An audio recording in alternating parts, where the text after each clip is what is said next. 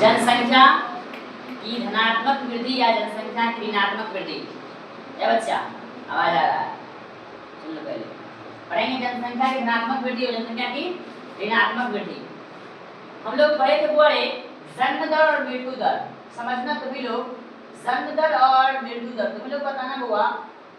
यदि किसी भी देश में या किसी भी जगह ज्यादा लोग जन्मे और कम लोग मरे, जनसंख्या बढ़ेगा कि घटेगा?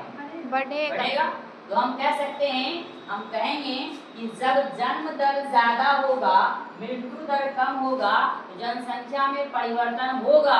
वो कैसा परिवर्तन होगा? धनात्मक कि ऋणात्मक? धनात्मक। क्योंकि जन्म दर बढ़ेगा तो जनसंख्या बढ़ेगा, जनसंख्या बढ़ेगा तो जनसंख्या का धनात्मक परिवर्तन होगा, धनात्मक वृद्धि होगा। चलिए, ये था जनसंख्या का धनात्मक वृद्धि। धनात्मक वृद्धि कब हुआ? जब जन्म दर ज्यादा हो तो मृत्यु दर कम हो। इसी का जस्ट उल्टा करो। मान लो कि जब किसी देश में लोग जन्मे कम और मर जाए ज्यादा,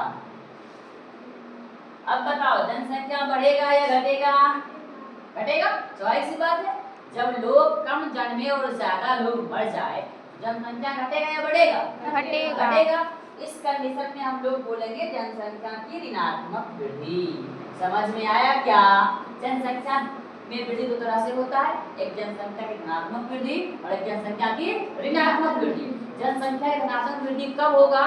जब जन्म दर ज्यादा हो और मृत्यु दर कम हो तो धनात्मक वृद्धि। और इसी का जस्ट उल्टा, जब जन्म दर कम हो और मृत्यु दर ज्यादा हो इसको हम लोग बोलेंगे जनसंख्या की ऋणात्मक वृद्धि।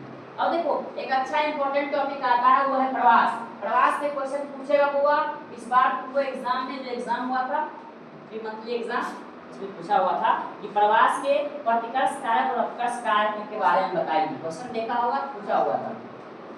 चलो, प्रवास का मतलब क्या होता है?